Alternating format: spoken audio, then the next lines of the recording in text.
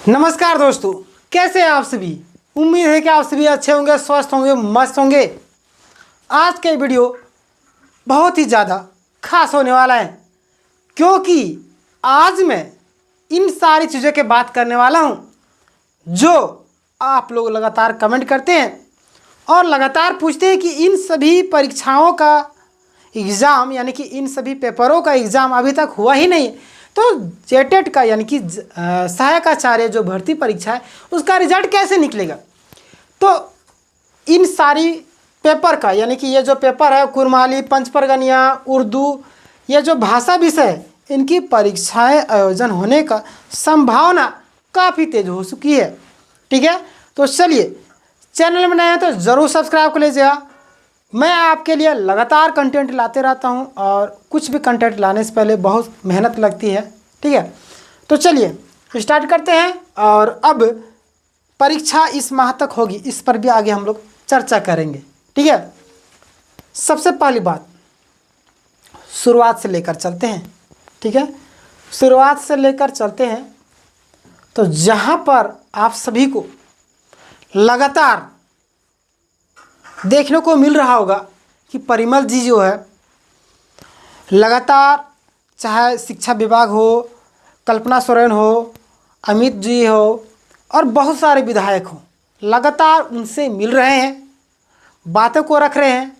और यहाँ तक वे लोग अगर बात नहीं माने, विधानसभा भी गए, हर एक जगह पूरी कोशिश कर लिए, ये लोग जो है अपनी बात को नहीं माने, यानी कि इनकी बातों को इग्नोर किया जा रहा था। तब इन्होंने क्या किया, लास्ट में फिर से थक हार करके क्या कर दिए, केस कर दिए। केस का मैं डिटेल आपको बता ही देता हूँ, आप लोग विश्वास नहीं कीजिएगा। ठीक है, केस का डिटेल किधर है, मैं आपको केस का डिटेल बताता हूँ। यहाँ पे है केस का डिटेल। ठीक है, देखिए डायरी नंबर यहाँ पे दिया है 1596/1/2025। ठीक है, Parimal versus Alka Tiwari and ORS. ठीक है, देखिए यहाँ पे डायरी नंबर दिया हुआ है, पूरा डिटेल देखिए आप, मैं आपको लास्ट में एक्सप्लेन करूँगा।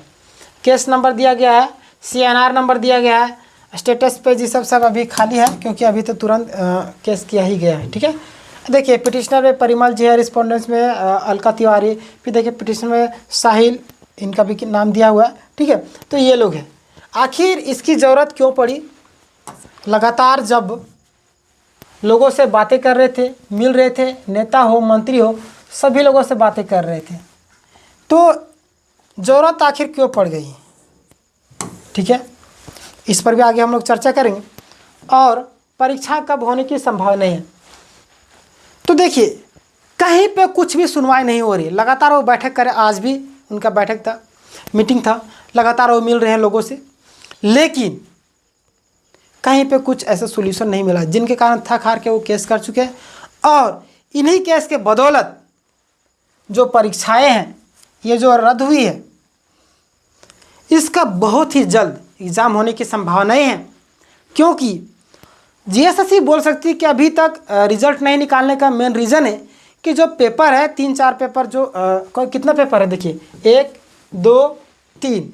ठीक है, ये जो पेपर है वो रद्द हुए हैं, इसका एग्ज़ाम कंडक्ट नहीं कराएगा, कंडक्ट करवाएंगे तब तो रिजल्ट निकालेंगे। तो इसीलिए परिमल जी यहाँ पे अपने, उनके जो वकील है, लगातार वो बातें करेंगे और बताएंगे कि जल्द से जल्द एग्ज़ाम को कंडक्ट करवाया जाए और रिजल्ट निकालने की पूरी कोशिश की जाए। ठीक है, तो इन सारी प्रोसेस में जो संभावनाएं हैं, अगर केस किया गया तो सुनवाई भी होगा, ऐसा तो नहीं है कि नहीं सुनवाई है।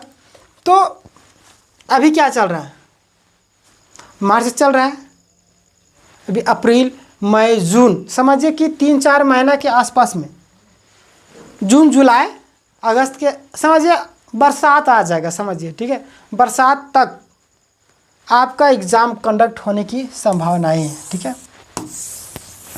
क्योंकि अब केस किया गया है तो उसमें सुनवाई होगा, लगातार लोग पक्ष हो विपक्ष हो डिबेट करेंगे, एक दूसरे पर आरोप प्रत्यारोप करेंगे।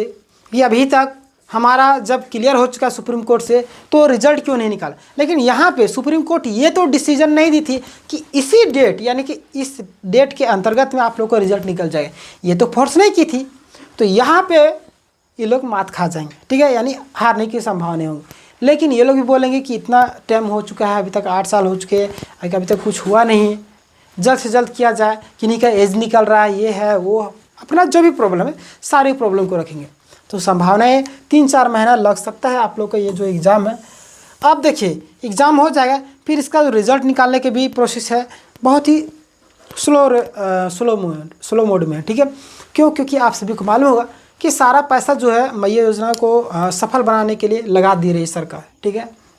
आप सभी को ये भी मालूम होगा कि गौतम अडानी भी आए थे मिलने के लिए मुख्यमंत्री जी से, क्या रीज़न है ये तो पता चलेगा बाद में।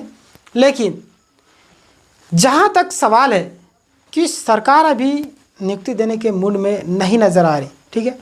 लगातार वो इस मूड में है कि किन्हीं न किन्हीं तरीके से छात्रों को फुसला लिया जाए किसी बहाने से, लगातार आश्वासन। कोई भी व्यक्ति कितना डेडिकेटेड होके, मान लीजिए ना कितना जेटेड वाले कितना डेडिकेटेड है, उनसे सीखना चाहिए सीटेट वालों को किस तरीके से एक एक मिनट को यूटिलाइज कर रहे हो लोग अपने हक की लड़ाई के लिए। इसको बोलते हैं डेडिकेशन, अपने रिजल्ट की मांग के लिए। कितना जोश जुनून है, लगातार आज इस ज़िले में बैठक हो रही है, कल उस ज़िले में हो रही है, 2400 ज़िले में लगे हुए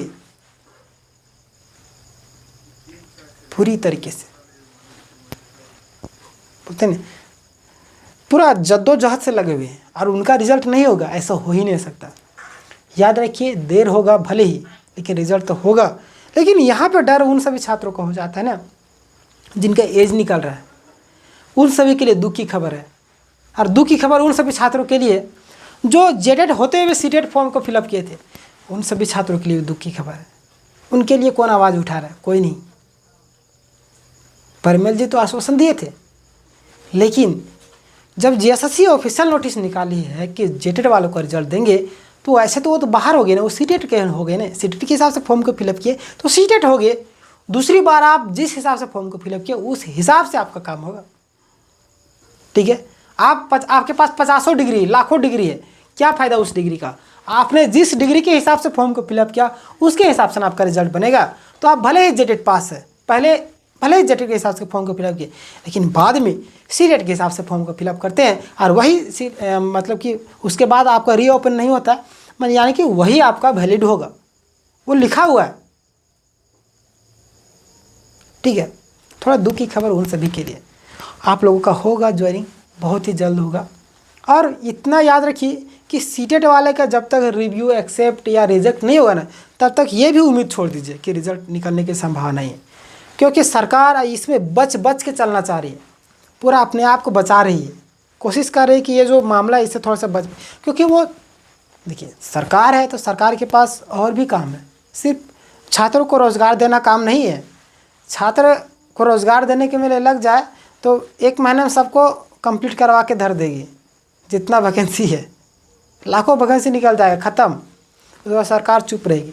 तो सरकार क्या करेगी? सरकार दिमाग से खेलती है, छात्रों को लड़वाती है, वैकेंसी बोलती है, विज्ञापन निकालने के लिए आंदोलन करो, कैलेंडर निकालने के लिए आंदोलन करो, परीक्षा करने के लिए आंदोलन करो, यानी कि छात्रों को एंगेज करके रखे। अब देखिए कोई भी व्यक्ति अगर एंगेज है ना, तो उसको अन्य किसी चीज़ में सोचने की फुर्सत ही नहीं मिलता। आप पढ़ने में आपको मन लगता है, पढ़ने के अलावा आप पढ़ने में इतना व्यस्त रहते हैं ना, आप किसी और दूसरी चीज़ में सोचते नहीं। हमारे कोई भी फील्ड, आपको जिस चीज़ में इंटरेस्ट है उस चीज़ में अगर एंगेज है तो अन्य काम करने का मन नहीं करता, यानी उसके लिए फुर्सत ही नहीं मिलता।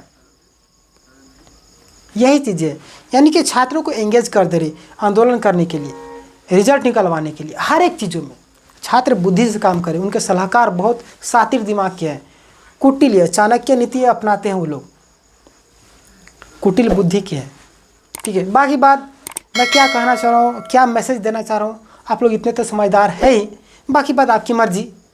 और आपके लिए मैं इतना मेहनत करता हूँ तो जाहिर सी बात है आप लोग को एक फ़र्ज़ बनता है कि वीडियो को लाइक और कमेंट करके बताएं कि कैसा लगा, और चैनल में नए होंगे तो सब्सक्राइब कर लीजिएगा, बेल नोटिफिकेशन दबा के ऑल कर लीजिएगा, क्योंकि यहाँ पे आपको लेटेस्ट अपडेट सबसे पहले दी जाती है। प्लस में फ्री क्लासेस उपलब्ध कराया जा रहा है सभी का। डिस्क्रिप्शन में लिंक मिल जाएगा। फ्री PDF आपको चाहिए, क्लास नोट्स चाहिए तो टेलीग्राम में मिलेगा। टेलीग्राम चैनल का लिंक डिस्क्रिप्शन में, आप लोग जाइए और जुड़िए। बहुत सारे छात्र जुड़ रहे हैं, ठीक है। बाकी बात, तब तक के लिए अपना ख्याल रखिए, स्वस्थ रहिए, मस्त रहिए और मिलेंगे नेक्स्ट वीडियो में। तब तक के लिए धन्यवाद। जय हिंद, जय भारत।